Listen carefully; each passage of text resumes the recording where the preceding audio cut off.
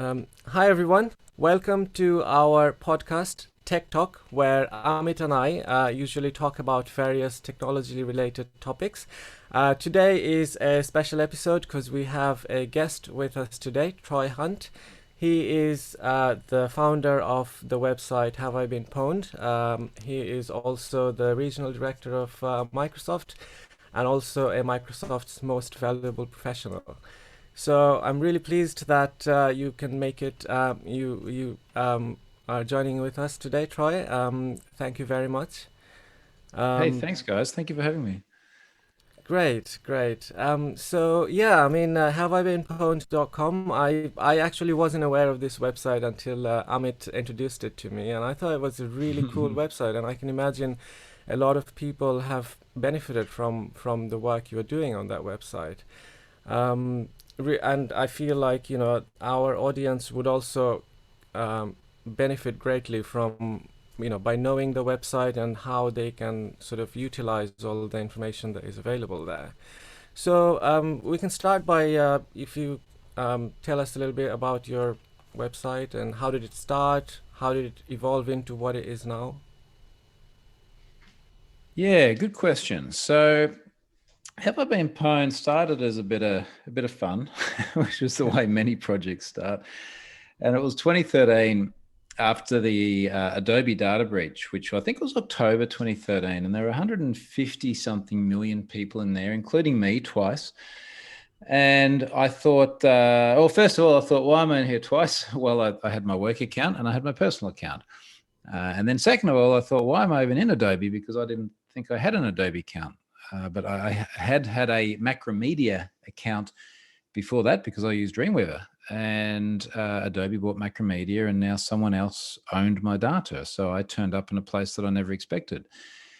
And I thought that was interesting. And I thought maybe other people will think that that's interesting as well. So I put all the Adobe data and a few other little breaches into the service. And I started with about 155 million records, which which I thought was big. I've got over 11 billion now. And that's where it started. And since then, I've just keep adding more and more and more data breaches. Just before we started this call, I had another 24 million records from an Indian online grocery service. So it's like every day there's just more and more stuff. Yeah, that's Wow. Yeah, quite no, that interesting. It's very fascinating indeed. I mean, I didn't actually, I wasn't aware of all of this being available online. I mean, um, for historically, you sign up for various accounts for various applications that and a lot of the times it's even difficult to keep track of where you've even signed up. And back in the old days, 10, 20 years ago, I mean, I was a teenager and I've opened accounts wherever, whatever I came across. And most of those things, I don't even have any track of them now. But I have the same email address. So, yeah, I could easily get, my information could easily get a lot of places without my knowledge anymore. So this is actually a really good place to sort of make sure that if anything has if there was a breach of my data. Yeah, and you're very right about just not even knowing all the places you sign up on. I've been in Have I Been Pwned, I think about 25 times now, which is probably. I think there's really needs to be like golf, right? Like the lower your score is, the better. Unfortunately, my score isn't very good, and very often I have turned up in data breaches that I couldn't even remember the service. So I was in one. I think it was only last year, one called House, and it was some sort of interior design website. I don't even know what it was because I just didn't know what the site was, and I loaded it. And then Have I Been Pwned sent me an email and said I was in there. And I won't repeat the word I said when the email came in, but I wasn't very happy, and I couldn't even remember the service. Wow. Interesting, Troy. I mean, I've actually heard you speak in London. My wife, she's a .NET developer, so we attended one of your events. I think a .NET event where you spoke about security, and that's how I know about you and the website. And I actually um, came to know about the data breach, especially related to LinkedIn, because I think LinkedIn, everyone's email got breached, and it's spectacular because um, I I mean, I should not say this, but I reuse my passwords. So when LinkedIn got leaked, I started getting, I mean, uh, people trying to hack into my Gmail account or Facebook account, etc. But I had put two-factor authentication, so I was safe. But then it actually made me think like how your website is useful. Because I know that my LinkedIn account got leaked, so I should change the password and make my other accounts more secure. Yeah, Right. and you know, it's often after a data breach that people realize they need to do that. And of course, in a way, it's too late because that breach has happened. But then again, if you start doing that after a data breach, then you're going to be much better off when all those other data breaches happen. Yes. Yes, yes, absolutely. So, Troy, as you mentioned, you've been on your website a number of times, and after coming to know about your site, I've put my the primary email address in there, and yeah, it looks like I'm in there about I think 9 times as well. Oh, congratulations. Yeah. So, what should be the sort of the course of action if someone goes to your website and finds out that they've been part of this, and then what sort of action should they take?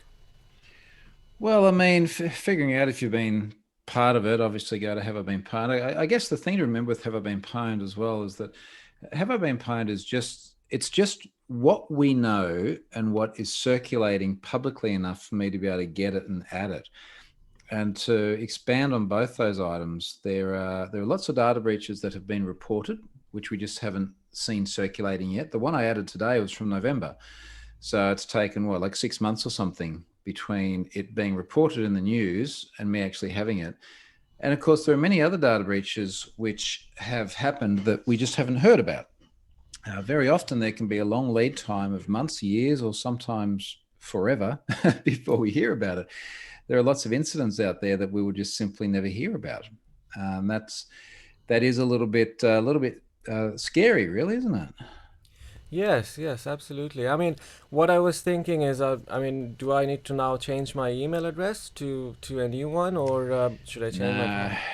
you can't really do that. I mean, we just had this big Facebook scraping incident a couple of weeks ago as well, and people were Yeah. like, "Should I change my phone number because my phone number got exposed?" It's like, no, it's there's really two problems with both phone number and email address in terms of changing them. The first problem is that it's high friction.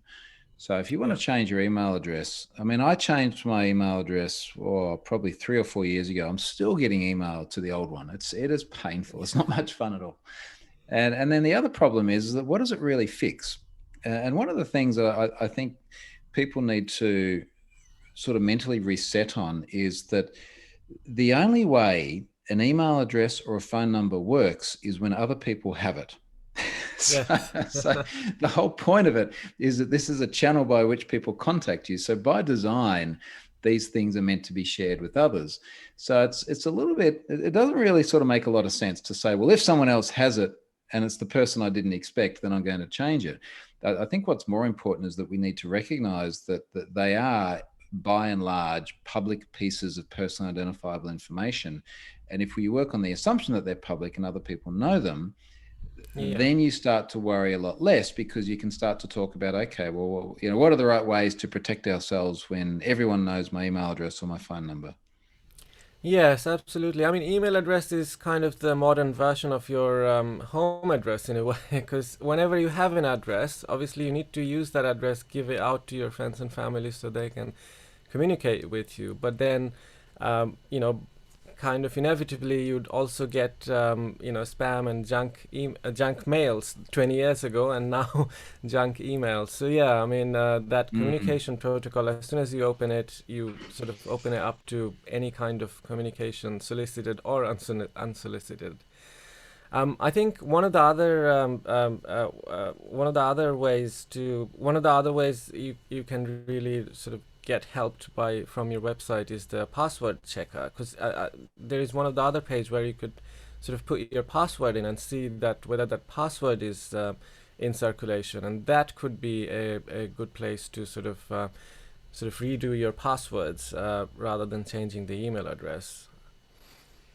Well, I mean, the way we got to think about passwords, it's kind of funny. Like we know as an industry, and I think most people, even those who are not necessarily in tech or infosec, know as well that passwords shouldn't be simple, they shouldn't be predictable, and they shouldn't be reused. And it's like a little dirty secret, right? Like everyone knows this, but as we discussed earlier on, and I've done the same thing, all of us reuse passwords at some point in time, and we make some poor decisions at some point in time.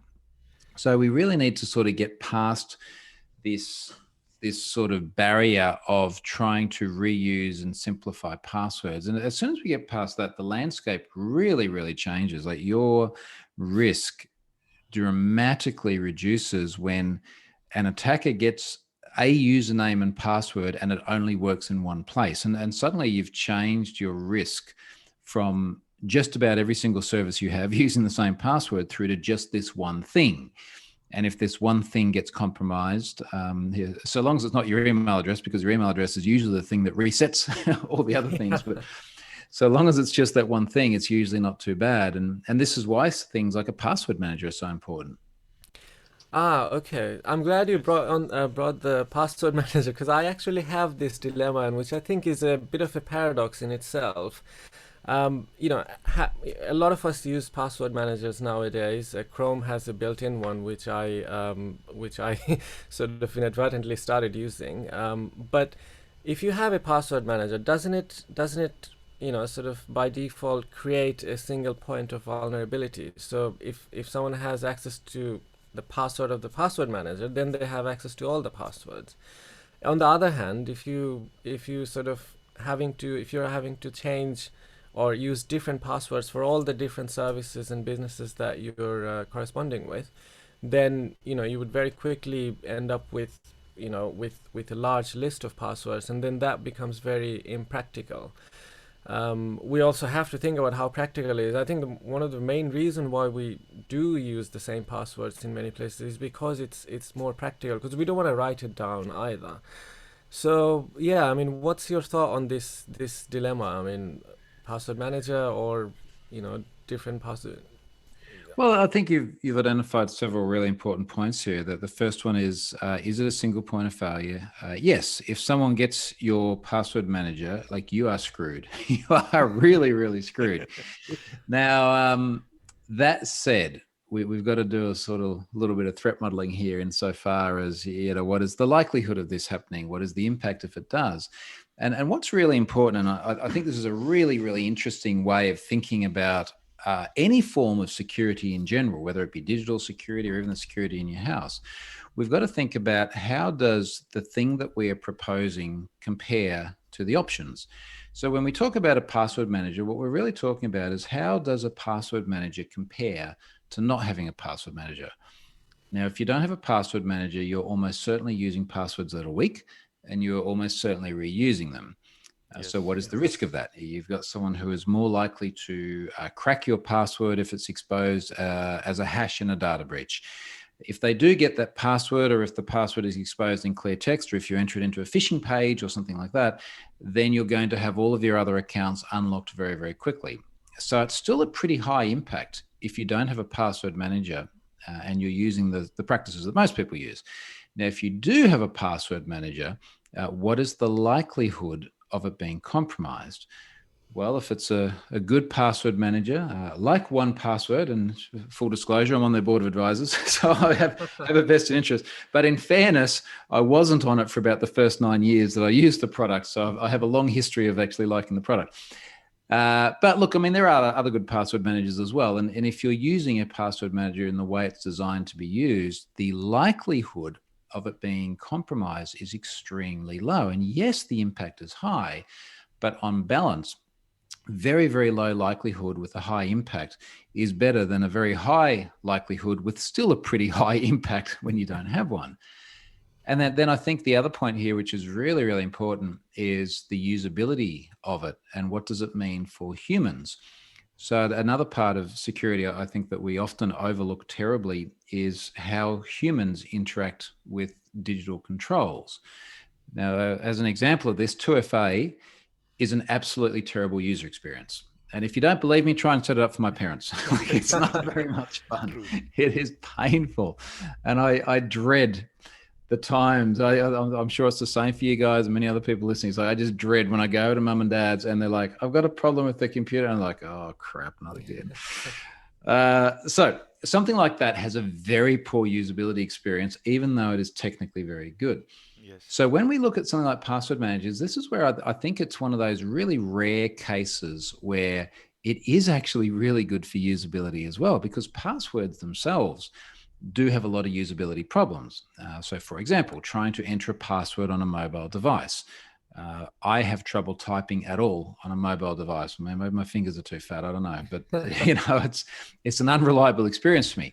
Now, conversely, when I log on to either an app or a website using my mobile device, and I just click that little up arrow button and I click on the 1Password icon, and then it uses Face ID to verify that it's me. It just automatically fills in this crazy long, strong, random password and logs me on. That is actually faster than not having one. And when I'm on my device or at my PC and I make a purchase and I have to fill in my credit card details, I fill it out of 1Password. Or if I need to fill in my name and address, I just fill it out of the password manager. And suddenly, this is actually a positive thing in terms of usability and security, and you're not trading off one for the other. So, Yeah. Troy, I wanted to ask something else, because you have a password manager and I use a password manager. I use KeePass, which is an offline password manager. It's not a cloud-based password manager. And I always have this apprehension that if I use a cloud-based password manager, then all my passwords are already in the cloud. And if the data breach happens on that particular website, then my passwords also get leaked. So how do you make yourselves sure that, okay, using a cloud password manager is safer than using an offline password manager? Well, we're sort of comparing two different things here. One's security and one's usability. And the problem is that if you look at the way most of us work today, particularly those of us in the technology industry, we tend to have multiple devices. Yes. So at the least, we tend to have let's say we have a smartphone, and then we have, say, a PC. Some of us, such as myself, oh man, you should see how many machines I've got around me at the moment. It's like I've got my phone, I've got my tablet, I've got my laptop, and I've got my PC. And I'm sure there are other things around here as well which need to be authenticated to. And the expectation I have is that I need to be able to use each of these devices and authenticate to resources, which means I want my password manager to be on each one of them. And if my password manager is on each one of them, I need some way of synchronizing things. Yes. Now, sometimes there is the option of very manual sync. So do I put in a USB stick and migrate something from one to the other? Well, it's possibly, but that's not a particularly user-friendly way of doing it. So people have different approaches for how they manage this, but I think we've got to recognize that there is a really, really valid use case today of multiple machines, same set of passwords. So then we get to the bit about, okay, well, if we do want to synchronize passwords between the machines, how would we do it? And obviously cloud is probably the first reaction for many people there. For a service like 1Password, for many years, you used to be able to synchronize your keychain via Dropbox. Now, the thing is that what went into Dropbox and then later on, as they provided their own cloud service, what goes into their own cloud service is only ever encrypted with the key on the client. So even if 1Password themselves had a compromise and someone did go and get that keychain, you can't do anything with it. You are still going to need to get other key material from the user in order to actually exploit the data. And then people say, okay, well, what if there was like a supply chain attack and someone could compromise the 1Password application and then push it out to devices? And now the application is compromised and that could then circumvent the encryption. Well, that's feasible. In fact, we saw this happen to an Australia-based password manager only last week. So it's certainly feasible. But if you start having that discussion, you're not just worried about cloud anymore. It's like, look, if someone is actually worried about the password manager being compromised via a supply chain attack, whether you have your passwords in the cloud or passwords locally, then you're still going to have a big problem. So as you sort of start to delve into the different possibilities here, you sort of realize that you're always going to trade something off for something else. And I think that the best balance, certainly for me with multiple devices and needing things synchronized, is to use a cloud service that encrypts it on the client. Okay, because yes, there are ways where people have circumvented this problem, and I use OneDrive or Google Drive to sync the password file itself across multiple devices. So that way I can have access from my phone or from my laptop, PC, tablet. So at least that helps me. But yes, you're right. I think we have to think about usability versus security when you have multiple devices, especially when you have elderlies like your parents involved, then it's actually quite difficult for them to convince Mm. using a offline password-based manager. So yeah, that makes sense. But Troy, coming back to have I been pwned and talking about data breaches, I always had this question like, how do you actually find data breaches and how do you then put it online? Because I'm sure there are data breaches. I mean, I don't know how to find a data breach. So how would you normally go about finding a data breach and then putting it on your website? Because that must be a very like cumbersome task. Well, it's look, initially when it was Adobe and the handful of other ones, I went out and found them, and I was looking on forums where people were exchanging data, and it wasn't too difficult to find it. These days, it's good because somehow have I been pwned, and I guess to some extent myself as well. Somehow accidentally got famous, and now people just send it to me. Oh, So it Right. it does actually make my life a lot easier. So the Indian one I just mentioned today, the grocery service, what was it called? Was it Big Bucket? Big Basket. So Big Basket. Um, I got up this morning and I had multiple people sending me DMs about this and multiple people sending me data. And it all happened at once because this data had suddenly started circulating on a popular hacking forum, and there are lots of people on that forum who support what I do with Have I Been Pwned, and when they see data, they pop up and send it to me. oh, Right, right. Yeah, I mean, of course, that is the benefit of sort of having a large network. That way, you could sort of maintain that without having to sort of look for it. I was actually going to ask that long time ago, for research purposes only. I've logged into well, I don't know if I should say logged in, but I sort of got into the dark web, and some of those websites or the indexing sites had a lot. They were selling lots of data for, I don't know, for very cheap prices, and I was very surprised and concerned. And yeah, I was gonna ask that do you get some of these breach information from dark web as well, or is it just through word of mouth? I think the term the dark web is enormously misleading. I wrote a blog post a few years ago about the dark web, and if you just Google my name and dark web and FUD, you'll find it. But I think it's very misleading insofar as very often I hear the term used in a way that's intended to make people fearful, to sound scary. I mean, it's dark in there. That sounds scary, right? It's like the whole thing is phrased to sound scary. And very often I've done talks before where I talk about data that's circulating, and people say, oh, do you find on the dark web? That sounds pretty scary. And I'll say, no, look, it's actually even scarier than the dark web. It's on the clear web. And Yeah. what I mean by that is that I think it is far more damaging to have data circulating on the clear web where it's more easily accessible. Places like Twitter, there's so many data breaches just literally tweeted out. That to me is much more worrying because it has far greater impact. It reaches more people. Now, there are lots of repositories of data breaches which are on the dark web, but honestly, the vast majority of them that I see are on the clear web. The one I've mentioned several times already from today. It's a clear web popular hacking forum that constantly has huge volumes of data dumped to it.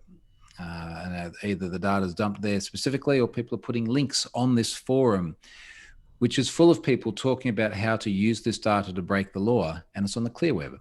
And I think that's much more concerning than the dark web. Right, yeah, no, you're absolutely right. Yeah, yeah, that is an eye opener actually, because yeah, the clear web is more easily accessible to more people. So, anyone with bad intentions would get these data more easily in clear web than the dark web. I mean, a few days ago, I think I've come across this other thing as well. There, a lot of the times when people are installing sort of IoT devices or even just CCTV cameras, there is they don't sort of secure it with unique passwords and stuff, and that a lot of the devices are actually available to just see in clear web as well, and which is also another thing that people should be more aware of. Yes. Absolutely. I think you have this problem of default passwords. So most of the devices have default passwords, and if you know the default passwords and if you're not changed it, then that's also something that people can exploit. So yeah. Troy, another question I wanted to ask is, have I been pwned? How did you come up with that name? I can't really remember. It just seemed like a good idea at the time. I think it was, yeah, I think I just thought it sounded like a bit of, like a fun name. I was familiar with the word and the context of it. And I just thought, all right, well, this might be a little bit interesting. I don't think I took it very seriously. But you got to remember, like, I didn't expect this to do anything either. This True. was absolutely from the outset a pet project that was a bit of entertainment. And then somehow it's ended up here.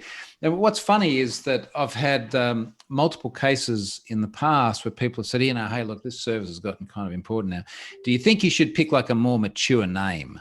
It's like, no, no, I think this has actually been really good fun. So I'm going to leave this name. Yeah, because I worked for a company called Privax, and they used to make a VPN software. I'm not sure if you've heard of it, Hide My Ass. Yeah, And yeah, yeah. the founder said that I came up with the name because I can't sell a new VPN feature, so rather let me come up with a wacky name and that'll market itself. So I think you're right. Have I been pwned? I mean, just the name itself is a good marketing tool to make this quite famous.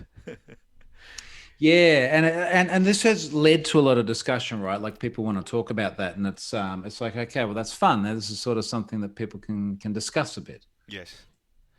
So, coming back to the data breaches again, so we talk about data breaches like, okay, there's a lot of data being dumped, my email, password, phone numbers, etc. is being dumped. But what do you normally see in data breaches? I mean, is it just the emails? Is it just passwords? What do you normally see in a data breach when you actually stumble upon one? What kind of data Yeah, is well, actually? it really depends, and maybe one good way of actually understanding that is to have a look at the Pwned sites link on Have I Been Pwned, and there's 500 plus sites listed there. I probably actually need to start that page paging. I think there's a bit too much there now, but each individual data breach lists impacted data classes. And those data classes can be password, they can be username and email address. They're the usual ones. But then sometimes they get much more serious. So sometimes it is financial data, partial credit card data, full credit card data. Sometimes it is health records. Very often it's things that are a lot more personal. It could be anything from your smoking and drinking and drug habits.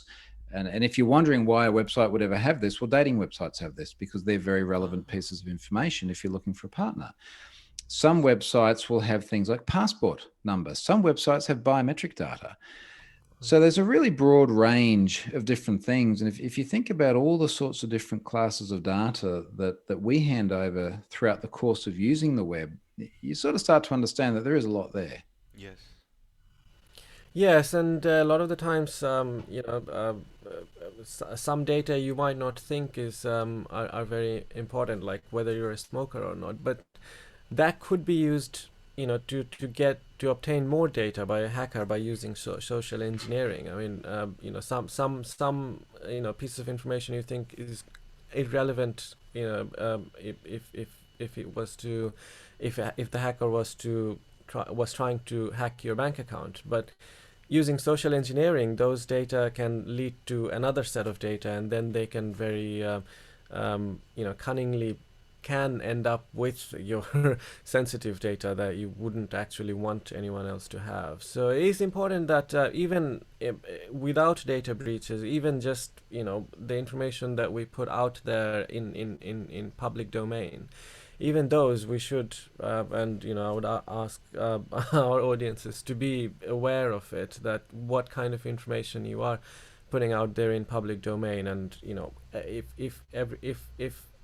someone with bad intention was to scrape all the data that are available for one person, they could create a profile which would help them to sort of become an imposter of that person. So it is something to be aware of what information we put out there in public domain. So Part of the concern, of course, is that there are so many data breaches that impact the same person over and over again. I mean, we've just discussed how many times each of us have been in a data breach, that now you start to have very rich profiles about people just simply by collating publicly accessible data, assuming, of course, someone can get their hands on the same breaches that I do. And I find that probably more concerning than any individual data breach. okay, Yes. so Troy, when we talked about I mean, I saw that I've my data is breached on LinkedIn, Zynga, and few other websites. So now I'm thinking that okay, so the data has been breached, but and I can see it on Have I Been Pwned, but as a user, as an individual, can I actually go and search for what the data was leaked, and can I actually retrieve that data breach itself? That's a can of worms. So what you can do is Have I Been Pwned will tell you, let's say for the data breach today, that your email address, IP address, physical address, phone number, name, all those things were exposed. And what it's doing here is it's saying that this is really metadata for the breach. So this is information that has been leaked in the breach. Now, then there's a question of, okay, well, there's 24 million records in there. What about each and every individual person? So that there's two questions here. So for each individual person, was their phone number leaked? Was their email address leaked? Or was their IP address leaked? And that's a very valid question, but you can imagine the difficulty in storing that information. It's one thing to store 24 million records in a database. It's another thing for every one of those 24 million records to then go and store a heap of other information indicating whether the data was present or not. Now, that's just if we were to try and record that on a per individual basis in terms of whether the data existed or not. If we then went further and said, okay, well, we actually want to store that data, store that person's password or their phone number, that becomes enormously, enormously dangerous, because what we're now doing is storing a huge volume of information that is very personal. So just imagine some of these data breaches had things like your sexuality, your sexual fantasies. Think about Ashley Madison. I would not want to be responsible for storing that data. I wouldn't want to be responsible for storing it full stop, but then to store it and then to make it available to someone who you think is probably the correct owner, and maybe you do something like verify their email address, but is that really enough? If someone's email address has been taken over because they reuse passwords and they've been in a data breach, would that be sufficient? So to me, that just poses way too great a risk, not just for individuals, but to me and my ability to keep running the service as well. So I have always stuck with the very premise of Have I Been Pwned, which is to answer the question, have I been pwned? And I can answer that question without telling people what actual data has been breached.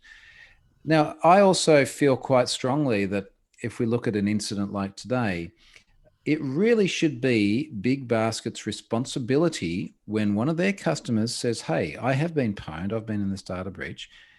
That organization should say, here is the information that's been exposed. They are responsible for it. They lost it. Well, they didn't lost it or lose it. Rather, they know where it is. It's all over the place now. There's lots of copies of it now. But you get my point. Like, they are accountable for letting it get wild. So really, to my mind, they should now be responsible for supplying it to individuals who want to know what it was. So coming back to the question, so organizations are now, I mean, they should be accountable for the data breach that has happened. So of course, they need to tell Mm. what data has been breached. But then, and governments now, especially in Europe, they have put this GDPR regulation, where if any data is breached or if any private data has gone public, then the company is responsible and they need to pay a fine. So like TalkTalk, the data got breached and TalkTalk had to pay a huge penalty for that. So do you think that governments should also play a role in data protection and make regulations that enforce companies to actually keep the data more secure? Because I've noticed that say EU can enforce a GDPR law, but what about say China or India or Yeah. Africa? What happens in those countries? That is an excellent question. So, first of all of this is sort of relative, right? So, TalkTalk, their data breach was 2015. It was major. They said it cost them £72 million. Now, Yes. that does sound like a lot of money. But what's more relevant is that they got fined by the ICO in the UK, and they got fined £400,000. And at the time, that was the largest fine the ICO had issued. And it was the same as what they later issued for Carphone Warehouse as well. But £400,000 for TalkTalk, who had revenue, I think, of about 1.7 billion a year. I remember doing a talk on stage and doing the maths, and I was saying that it's a little bit like if you earn $100,000 a year, being fined your lunch. For one day, your lunch for one day, because it was like $20 or something like that. Um, so the fine is really relative, and it wasn't so much the £400,000 that cost TalkTalk; it was the 72 million. And I'm not sure exactly how they calculated that. I imagine a lot of it went to lawyers trying to mitigate the damage, but that was a part of it.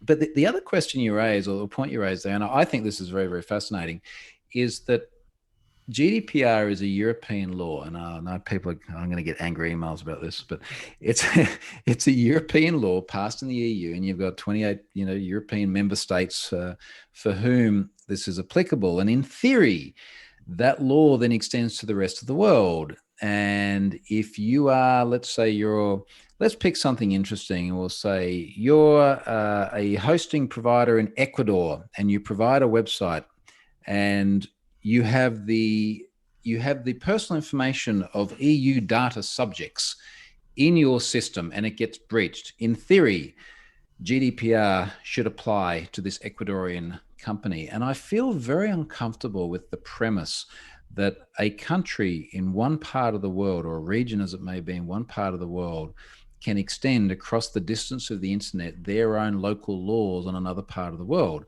And you use China as an example. I mean, China has a fundamentally different view of privacy and many laws in general to what we would have in the UK or the US or Australia or something like that. Now, Yes. can you imagine for a moment China saying, "Hey, we have had one of our Chinese citizens in a database in the EU. We expect you to now start following our laws."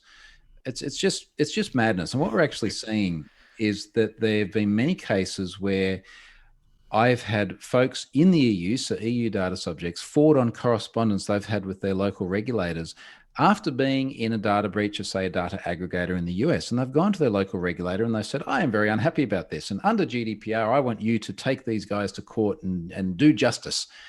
And the regulator replies and says, "Look, they're in another jurisdiction. Sorry, nothing we can do about it." Now, this is very different for if it's someone like Facebook, because Facebook is everywhere. They have points of presence everywhere. It's very yes. different if it was, let's say it was, Virgin Media, or okay, that's maybe not a good example because the UK, but another big multinational that has points of presence.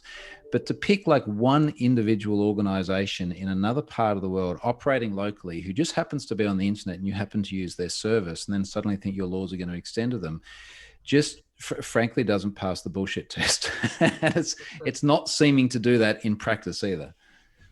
Okay, it's interesting because I mean, when we use the internet, most of the big companies are in the US, and then the US laws apply to those websites. And say I have my data on Facebook and I have my data on Google, I have data on Microsoft or Amazon, and most of the companies are based in the US. So and US government can subpoena, or they can ask Google or Facebook to give the data of what they have of individuals on their website. So now, as I say, an Indian citizen or someone in the EU, do they actually have to respond to that request where the US government is saying, okay, give me all the data, and then that data, my data, Indian citizen in the UK, going to the US government. So is that also somewhere? I mean, should that be allowed as well? Because then it's again a question of jurisdictions. This feels like an answer I have to say. I'm not a lawyer, but so Sure. um, it is interesting cross jurisdictions. And before I answer this, I will say one thing that I find quite fascinating is that we have this centuries, even millennia old concept of balkanizing different parts of the world, where we've broken down this one planet into these different little parts and created our own cultures and our own laws and our own social norms. And that worked fine for thousands of years. And then the internet came along and suddenly all of this ideal around having borders and everything would happen within the border just suddenly evaporated, because now we've got these online services and the borders just disappear. And we can be, sitting here in my home in Australia, and there's to pick a stereotype, there's someone in Eastern Europe trying to hack through my router and access my data. This is different. Before that, look, even 30 years ago, that person would have had to travel to Australia and come to my house, and now they're in Australia and they're under Australian jurisdiction. So we've sort of fundamentally changed the premise of how laws need to apply to individuals and organizations, because the borders have fundamentally changed. So when we get to the point of talking about things like legal requests for data, this is now becoming extremely murky. And we have situations, I think one of the most famous ones here is if you Google like the Microsoft Belfast case, where a US court was requesting Microsoft to provide data on someone who had an account with them, and I believe that data was hosted in Belfast, and Microsoft rejected it and said, "Well, no, this is not your data. We might be a US company, but that data exists in Europe, and it exists in a completely different part of the world. You don't have the jurisdiction to ask for that." And I remember particularly around 4 or 5 years ago, there was a lot of concern, especially in Europe, for organizations using US-based cloud services, particularly in the wake of the Snowden incidents, because people started to say, well, let's pick someone like Germany, which has got the strictest privacy laws in the world. How confident can we be as German citizens and as German companies if we use an American service, even if it's hosted within our borders? How confident can we be that someone from a foreign company, or foreign country rather, on the other side of the world can't just pop up one day and say, well, because of something that happened locally over there, they now want access to our customer data? What confidence does that give our customers and us?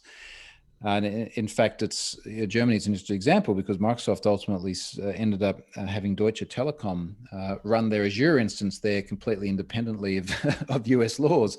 And similar things have happened in China as well. So it's just a very curious situation how we're all sort of humans living on the same rock, and then we've been thrust together via this internet thing, and now we have these very bizarre constructs just to try and give people protection. Yeah, very, very bizarre. Yeah. So, talking about globalized services, one of the things that is very popular nowadays is cryptocurrencies. Obviously, Bitcoin has become. I mean, everyone knows about Bitcoin, and then there are other cryptocurrencies that are also becoming more and more popular. So, in terms of security and data breaches and stuff, I mean, are you anticipating any data breaches relating to crypto wallets or Oh yeah, there's cryptocurrency? been heaps. There's already a few in Have I Been Pwned. Right. Look, obviously, digital currency is enormously attractive, because if someone does get access to it, not only is it a means of monetizing their attacks, but of course, cryptocurrency, you can be a lot more anonymous than with other forms of currency as well. So it is enormously attractive. And we've all seen stories about not just security related incidents with cryptocurrency, but things like someone has lost the USB stick that had their wallet on it. So it does feel like we're in a very, very early era of cryptocurrencies, and there are still lots of holes that people do take advantage of. Yeah, one of the things that I feel very scary is that, if you make a transaction in cryptocurrency, there is no way to sort of revert back by calling a higher authority or anything. That transfer has been made, and there is no way of reversing it unless the person who received it sends the money back or something like that. So because there is no sort of no way of rectifying a mistake, or if someone does hack and then transfer currencies into an account, there is no sort of like a higher jurisdiction that can sort of revert that, and that makes me very scared using cryptocurrencies more. And I mean, is there any other security vulnerability around the whole blockchain technology, or But that's really sort of the double-edged sword, isn't it? Where this is not a regulated currency that doesn't have, say, the Federal Reserve in the US controlling how the currency is run, which is something which is very attractive to many people. But by the same token, it does have these risks as well. So it's, I guess time will tell. I mean, my sense is that and I'm by no means any cryptocurrency expert. The only crypto I have is little bits and pieces that people donated long enough ago that they're not little anymore. So I've been a little bit lucky with that, and I didn't really know what to do with it, so I just left it there. But I think it's interesting to see how more mainstream financial institutions are starting to recognize and embrace cryptocurrency, and how more mainstream services are starting to accept it as well. And there is a lot to be said for it. I think there are some wonderful things about cryptocurrency, and every time I have problems actually transferring money around the world, I wonder why this hasn't gained more traction. I've had enormous problems recently, particularly for some parts of the world that I have relationships with. You just look at it and go, why on earth is this? Like, why have we not solved this? Why do we need these stupid banks in the way of just trying to literally exchange money? And then you remember all the drugs, and all the dark market stuff. Very true. yeah, of course, it is a double-edged sword. So I mean, there is another topic that has recently been popular, or sort of maybe I just came to know about it recently, is the new Web 3.0. I haven't done enough research to know too much about it, but as far as I understand, it's like a decentralized network which is somehow related to blockchain technology as well. I mean, could that be a solution to a more secure internet, or I mean, there's always been talk about this, right? And even if you think back to like Web 2.0, like it wasn't a new version of the internet. I think we just sort of got to a point where there are enough new ways in which we're using it. We're like, we probably should rev the version. The premise of decentralized internet has been around for a long time, but of course we're yet to see anything actually gain much traction on this. But what I find really fascinating with the web as it works today is that if I look on my bookshelf, I've got this book, which is HTML for Dummies. And this is the book that I learned to build HTML with in 1995. And I got that book because I couldn't do any courses. I started university that year. They certainly weren't teaching any web development. I had to do COBOL, and that was it. So I sort of went out and I got this book, and that's how I learned. And I've been teaching my 11-year-old son HTML. And it's fascinating that we can pick up that book and pretty much everything that's in there is still relevant. So I have to sort of say, like, don't use Blink and Marquee. Like, they're the two things you can't use anymore. Just don't touch those. But everything else is still pretty much the same. And I think it's amazing that you look at how different the internet is now compared to 26 years ago, but the underlying fundamentals are really still just the same. And I suspect that what we'll see, as opposed to some sort of new version of the web, which is decentralized and unrecognizable to what it is today, I think we will just see a continual progression of filling the gaps that we have had since it was built in a very, very different time. So as an example of that, like look at how fundamentally different HTTPS is today to even 5 years ago. We've now got Chrome 90 defaulting to HTTPS. That has taken a very, very long time to get to. We're treating things like cookies with same site attributes very, very differently to what we did before. And this has solved the problem of cross-site request forgery. So there's lots of different areas that we're just gradually, incrementally improving, not so that the web looks fundamentally different, but so that it just gets better bit by bit compared to what it was before. Very interesting. That's a good way to look at it, because yeah, I started building my own website.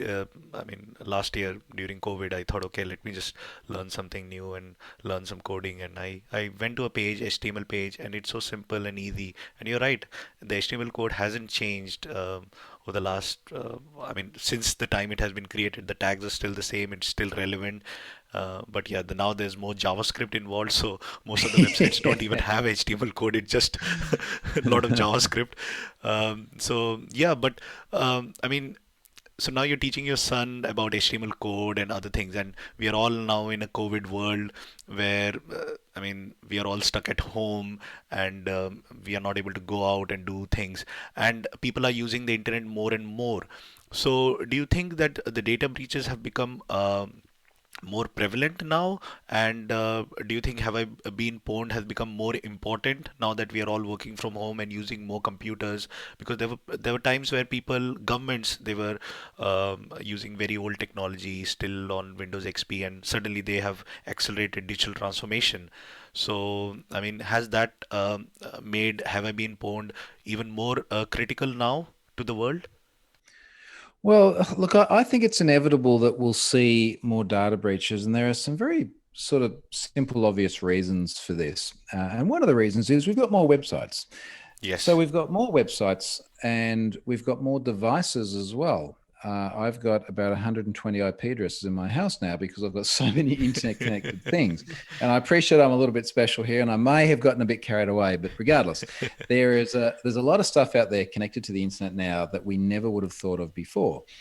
Now, why is this happening? Because we're getting very, very cheap microprocessors and very cheap and very small Wi-Fi radios, and it's becoming enormously cost effective to do this. And then there's a combination of people just wanting to market cool stuff that probably doesn't need internet, and some valid functionality as well. It's actually useful that my washing machine is internet connected and it can alert myself and my partner when the washing is done. That's a handy thing. So we're getting a lot of other connected things, and they're collecting data that we just never had digitized before. Like we didn't have a history of your washing cycles before. We have that now. And then we've got cloud, and cloud is enormously good at allowing you to build things quickly and cost effectively and screw things up quickly and cost effectively. So cloud has resulted in so many data breaches because it's lowered the barrier to entry that now any idiot can go and stand up an S3 bucket and put all their data in there and leave it publicly facing. And I say that sort of tongue in cheek, but there are a lot of people that are frankly ill-equipped to be building these services, but it's cheap and easy. And also we've got more people. So there are more people in the world, particularly in emerging markets where there are less people on the internet, but that's growing very, very quickly. So we've got more systems, more people, more things collecting data, and it's faster and more cost effective than ever to use these services. So yeah, we're going to see more data breaches. And the other thing is that we're not really reducing any of the data footprint we have as we introduce new things. So you have a think about all the different places that you've signed up to before. And then next week, you're going to want to buy a t-shirt or something like that from a new online store, because we've got to do everything online now. And you go and sign up on this store. Now, you don't unsubscribe from the old store where you used to buy your t-shirt. It's like now you just have more data in more places. And you'll be like me. You'll turn up in a data breach next year or something for this new site, and you will have completely forgotten about it because all you want to do is buy a t-shirt. But now we've just increased our data footprint. I mean, and that's one of the things that I keep thinking about, like, why do I have to create so many usernames and passwords? Why can't I just use a single username or password? I mean, can't there be a better solution to creating so many usernames and passwords and having a password manager? Because it just doesn't make life more efficient. I think it makes a life more slow because every time I have to sign in. So I'll give you an example. I'm currently looking for a new role, and I'm trying to apply for jobs. And what happens is that when I go and apply, they ask me to create a login, and I'm like, all you need is my CV. All you need to know is my name, my email address, a phone number. You can call me and get in touch. But you want me to now create a login, which is creating an extra data on the internet, and then I'll completely forget about it because I've just applied once. Then I don't need to apply again. So I create a login, and then I create a profile again and again, and there is no concept of reusability. So do you think that there should be I mean, technology companies should focus in a direction where we can reuse usernames and passwords rather than creating usernames and passwords again and again? Oh, this is going to be fun. Okay, so let's imagine that when you say reuse, you don't mean use the same username and password with different services, but you mean like a central provider, right? And Like then an you use that identity. provider. Yeah, right. Okay, so who do you want to run that? Yeah, so that gets tricky because now you have sign in with Google, sign in with Facebook, so you have these Oh, social logins, yeah. and companies are using it because so suppose I join a company and they have G Suite, so using the Gmail login that I have, I can now sign into Slack, I can sign into Jira, I can sign into so many other I mean websites, and it makes life easy. It's like single sign on. But then again, you're right. Who's in control? Gmail. So And this is the challenge, right? Because so many people are very concerned about Google in particular because of the amount of data Google have got. So, do you want to trust Google with all of this data? Because what you're doing now, and I am not of the same view as most people when it comes to tracking conspiracy theories and things like this. So I think for the most part, Google actually does very good things. But yes. many people believe that all that's going to happen now is you're just going to give Google more and more information about you, which they will then sell to other people and further erode your privacy. But then let's say it's not Google. Let's say it's Authy. Then you say, okay, well, do you want to trust an American company? So now you've got a different problem. It's like, are you going to trust this American company with your data? And then someone will say, well, okay, what about Apple? So Apple is doing a lot around privacy lately. I think they're doing some really good stuff. Yes. Uh, do you want to be tied into that ecosystem? Because this whole sign in with Apple situation works great on iOS and Mac OS and all these other sort of Apple centric things. What happens if you want to leave the Apple ecosystem and go all Android at some time? Yeah. Yeah. How well does that translate across? So the problem is that everyone has got their own ecosystems, and every time we sort of start to talk about centralizing everything, you're either putting a lot of trust in one company or you're putting a lot of trust in one jurisdiction. And when we go back to the discussion before about, well, what happens if, let's say, US court demands access to your sign-in history, and you're in, let's say it's not the UK, let's say it's India, just because it's a little bit, it's out of sort of Five Eyes territory then. Yeah. And you're in India and you've just signed into Big Basket, the website today that got breached. Do you want a US court having access to that information by virtue of the fact that you were using Google? Now, I'm not necessarily saying it's that easy either, but this, of course, is the concern that people put forward. And I think it's valid. I understand where they're coming from. Mm. Yeah, that is, yeah. I mean, because I feel that rather than making things complicated, just make it more efficient. Like HTML, it's a standard thing. So can we not come up with a better solution of you not using usernames and passwords and using something else? I mean, people are Well, thinking about biometrics and other things, but I see your point. You're right. I mean, who will be in control and which jurisdiction will it fall into? So yeah, that's something that yeah. I mean, we have to I'm find just figure out a laughing way. because HTML was too simple. So we created CSS to try and give us more power. And now everything's a nightmare of boxes and flows and other things. So, Yeah. very often when I have these discussions with people and everyone's like, why isn't it like this? Or why isn't it like that? And I sort of get to the point where I say, look, there are so many smart people thinking about all this stuff. There's usually a good reason why things are as they are today. And in the case of something like authentication providers, I honestly think the good reason, the Occam's razor, so the simplest possible explanation, is that people are very concerned about consolidating a lot of data with one authentication provider. And probably more importantly is that organizations are very concerned about doing that. I cannot think of a single bank that I've ever seen anywhere in the world that allows you to sign in, let's say, with a provider from a US tech company. There are certain parts of the world, like Norway, where you sign into every bank using a standard government identifier, and that's probably a good step in the right direction. But it's completely different to the way you sign into Facebook. So again, I mean, I'm not sure if you know about Estonia. So it's one of those countries where they have a completely digital economy, digital government, and everything. And what they talk about is you own the data. So you use the service, but you own the data. So whatever is stored on any of the computers, on any by any organization that is within Estonia, the data belongs to you. They're only providing you the services. So what are your thoughts on that aspect? I mean, that a government that has actually implemented a solution, you own the data, but the services are being provided by someone else.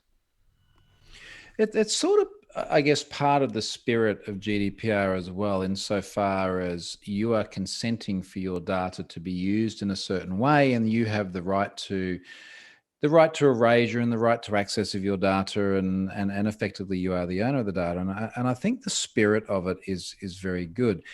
The difficulty does come in the execution of it and the number of different edge cases. And I'll give you a really good example. I did a course with someone who was a DPO for a large European company. And we did this course, I think about a month after GDPR hit. When was it? It was 2018. It was when we were allowed to travel. It seems like a long time ago because I remember doing it in London. And he told me a funny story. He said, look, he has been hearing through his DPO friends of stories where people in the UK who had speeding tickets would get in touch with the police and say, under GDPR, I'd like to exercise my right for erasure. You need to delete my data from your systems.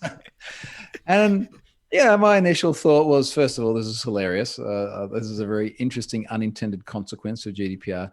But secondly, this was a really good example of how this idea of any sort of absolute right and control over data will never exist.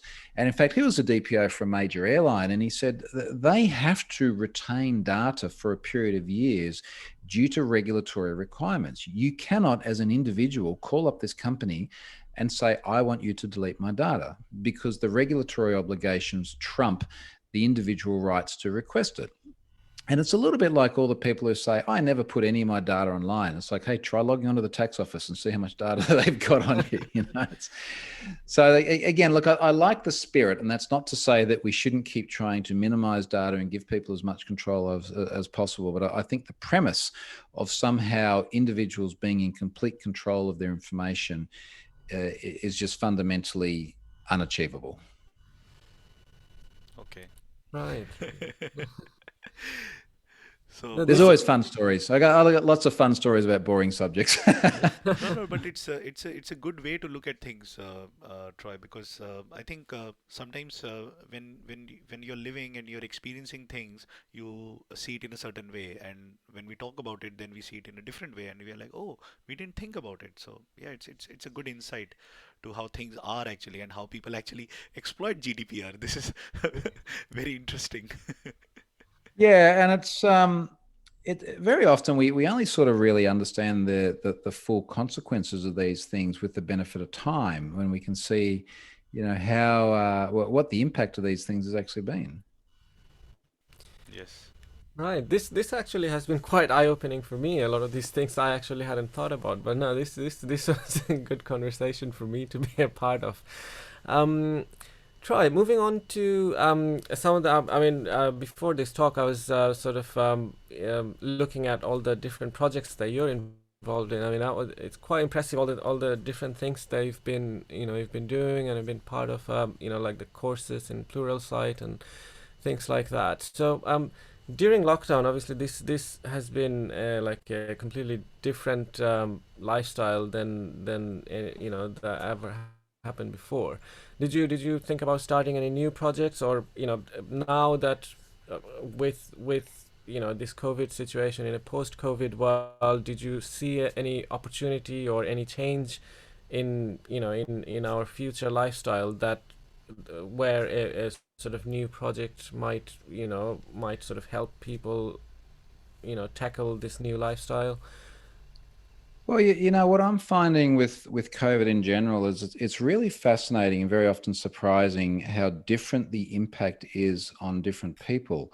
So, particularly going back about a year ago when it was very early, there was a lot of concern about unemployment rates, and then as a result of that, the economy being in a lot of trouble and the real estate market falling apart and all the rest of it. And what I've found really interesting is the different walks of life that have unexpectedly done very well. And the example that I often give is there's a guy who comes and he does something with our pool every month. I don't know exactly what it is. I just know it's got chemicals and it looks better afterwards. But anyway, so this guy, Steve, he comes around to the pool, and I remember talking to him after COVID was hitting, and I was thinking, gee, like a pool is really a luxury thing. I hope Steve's all right. And he's like, oh man, like, business is booming. This is really great because everyone's staying home and they're spending more time in their pool. so I have more work than ever before. I was like, oh, good on Steve. That's good news. And I think in this industry, it's a bit paradoxical in similar ways. So there is no more conference travel. The last in-person conference that I went to was in February last year. It was Microsoft Ignite in Sydney. It was just after I'd come back from events in Norway and the UK. Very interestingly, I'm about to go to my next in-person conference. This will be about 2 weeks away. It's the AusCert conference on the Gold Coast. I normally go to every year, but that will be the next in-person one I go to. So that's fundamentally changed. And obviously I haven't been going into companies to do workshops anymore. However, on the other hand, I've been doing lots of online talks. There's been a lot of demand for that because companies have just worked out that, look, they've still got to run a business. A lot of tech companies have done it very, very well out of COVID as well because their products are in more demand, and they've been more willing to pay to get me in to do my, what I do, and I would have had to travel for before. I've still been doing a lot of workshops online because, again, lots of tech companies are probably a lot more conscious of security. So they've been doing those things. And then just many of the other things that I've done in the past, there's still demand for it. But what's different for me now is that I don't have to travel from one country to another in order to do it. So I'm not jet lagged. It's cheaper for the company, at least in terms of like flights and accommodation, because there's no flights or accommodation. So that's gone. And I think it's a little bit like Steve with the pool, where there have been lots of opportunities that have come out of this, but equally it has been very damaging for some people as well. If your business was predicated on being face-to-face with people, then that would be very difficult. And I've had to adjust the way I work, and many other people have too. But it certainly has been it's been positive for me in many, many different ways. Right. I mean, it is very fascinating. All the different projects and talks that you do, and I was very impressed looking at watching some of your talks, and I mean, you've done a lot, a lot of things, and a lot of these things are available online, which is great. A bit of a generic question here. So say for example, if you were to sort of for tomorrow, if you were stripped away from everything that you've done so far, and you had to start all over again, with only the knowledge you have so far, what are the first few things you will do to sort of get back to where you are now? Look, it's a good question. I think that I personally would still be involved in a combination of building software and the security side of it. I think that the opportunities for us to build software today, particularly because of things like the cloud, are just absolutely unprecedented. It is such an amazing time. I think it is so exciting, more so now than the early days of the web or the dot-com boom or anything like that. It's just it is just fascinating how much you can do with so little. So I'd still want to be involved in that, but I also think that I'd still want to focus on the infosec side of things as well. But it'd be difficult for me to know where to start now, because so much of what I do is only possible because of brand and reputation and trust. And if the question is how do you go back to square one and rebuild all that again? Well, I guess I'd start writing a blog again. And that's where it all started. I wrote a blog post nearly 12 years ago now, and stuff just escalated.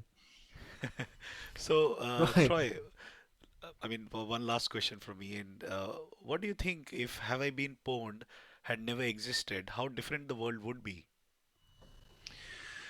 Well, I mean, my world would be different. I know that much. Of course. The rest of the world, like I don't think it'd be different in any measurable way. It'd almost be like, what if Elon Musk never existed and there was no Tesla? Well, actually, I think it would actually be quite different in many ways. And unfortunately, I haven't had quite the impact as he has.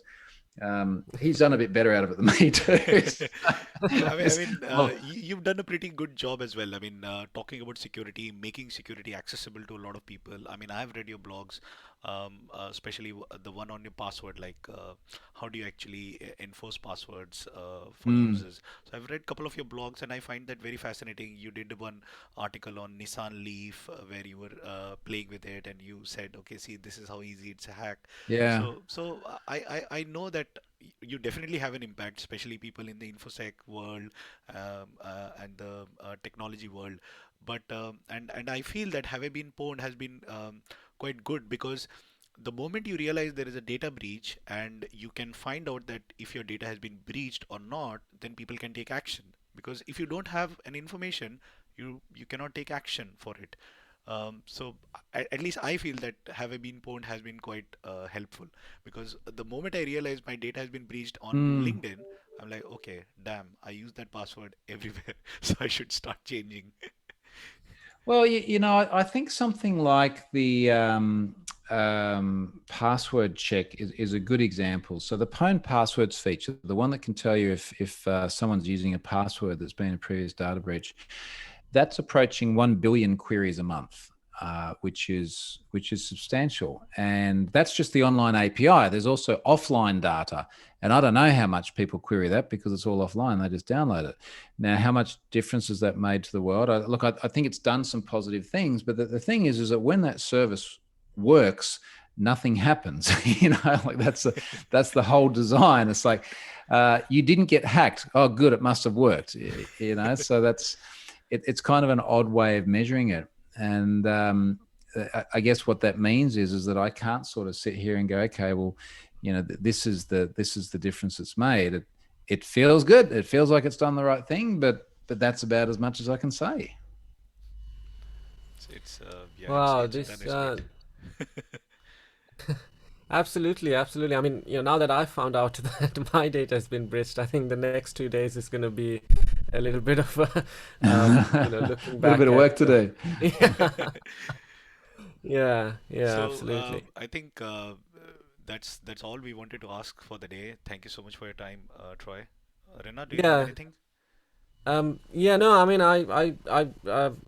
this has been actually a very, very good talk for me as well. A lot of eye-opening, information, and no, that it was a very interesting talk.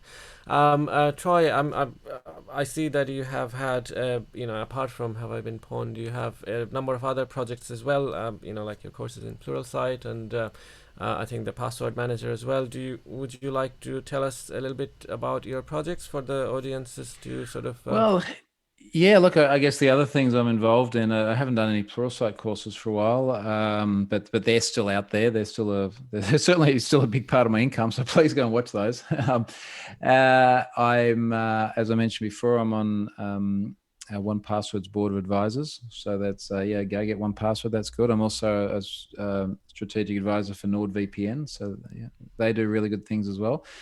And then other project-wise, I'm still part of Report URI, which is Scott Helm's project to do reporting for things like content security policy headers, which is a really, really cool little project, which we hope grows and becomes more popular, because CSPs are super cool. So yeah, they're probably the big ones to check out. Oh, and I'm writing a book as well. So if you go to book.troyhunt.com, right. you can sign up and get notified as the book progresses, and that's going to be a whole bunch of different stories related to blog posts. And I'm doing that with a friend of mine, Rob Connery, who's pretty well known and has done some amazing stuff with books.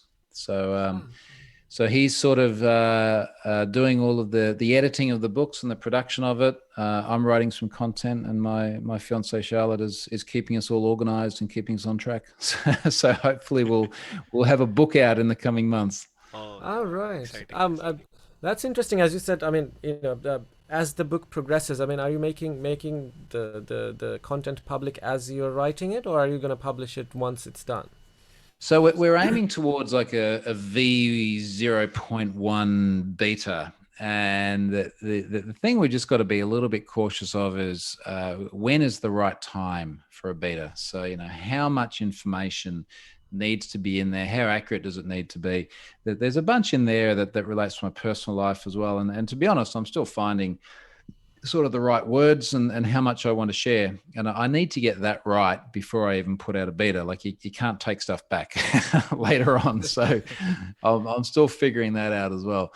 But yeah, the intention is to have a beta, and we'd really like to get feedback from the community about everything from the title to the cover to, of course, the content. But yeah, book.troyhunt.com and people can kick off from there. All right, that is very interesting. I mean, I have authored and published a book as well. That's available on Amazon, and I'm not popular enough or good of an author enough to sort of get some of the some of the well-known publishers. So I just published it through Amazon, where they have like a free publishing service. But I'll definitely check out that link. Well, I really don't know what I'm doing. I'm relying on Rob, and he knows what he's doing. So hopefully it'll be all right. Yeah, hopefully. And Right. looking forward to the book. So I keep following your blog. So I've seen the post on your book.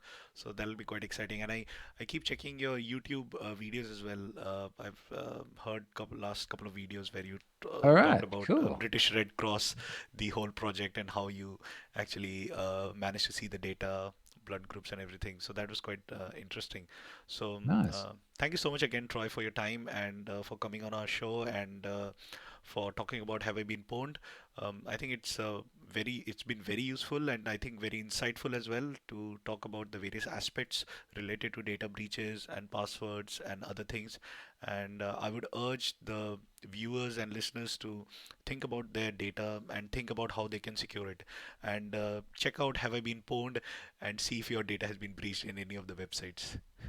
Yeah, and also we'll add all the other links to all the other projects that you're working on, and for the audience. They will all be in the description, so you guys can go and check it out. And hopefully you guys will get a lot of benefit out of this.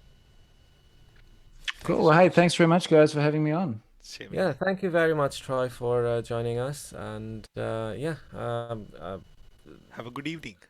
I don't know what Cheers. time Thanks, is it in guys. Australia. It is evening. It's definitely dinner time. Okay. All right. Take See you care. guys. thank Bye-bye. you. Bye. Bye. Bye.